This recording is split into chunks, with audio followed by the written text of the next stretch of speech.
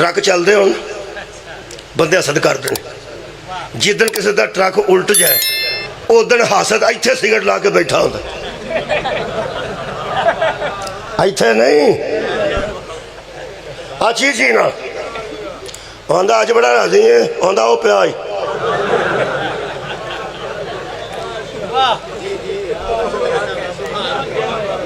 ਉਹਦਾ हसद मुक किवें गया?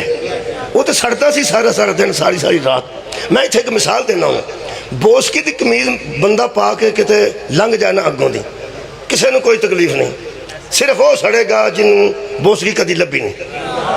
वो पहले तो अद्धी रात तक सोचता रहेगा टैटरोन बोसकी है कि दो घोड़ा की बोसकी है। फिर वो किसी को फोन करेगा यार बोसकी सूट पाया सी उन्हें, पता वो भी असली बोसकी सी कि नकली। जे वो आग छड़े नकली बोसकी है फिर वो 2-2:30 बजे सौ जाता है। जे वो आग छड़े 2 घोड़ा बोसकी सी मैं नेड़े होके वेखी, वो जी खास खुशबू होंगी है नवीं बोसकी च वो भी आती सी, 2 घोड़ा असली बोसकी सी। वो आंदा यार मैं रात का परेशान हाँ, इनू लभ किथों गई? अगर उन्होंने 4 बजे थक के नींद आवे, कई बार नींद थक के आती, जो बंदा असाबी तौर पर थक जाए उदों को 4-5 बजे वो आग के सौंदा है, किसी देशड़ी होनी है, इनू कितों लभनी, मर के सौंदा वो टंग के सुता है जिदी बोसकी, वो किली ते टंग के शाम का सुता है, ते ये अपने तौर पर सारी रात मुसीबत नूं फड़िया है।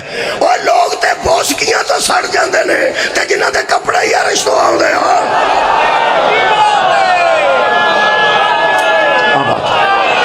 सुभान अल्लाह, मौला तुहानू जज़ाए खैर मेहरबानी।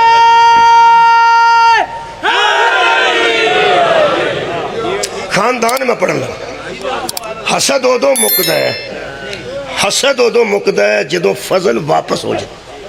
फसल ना रवे, मतलब मझां तो ही बंदे सड़ जाते हैं, उसकी 100 मझ है वो को 25 मर जाए, रखना शुरू हो गया काम इंशाअल्लाह नाल इंशाअल्लाह।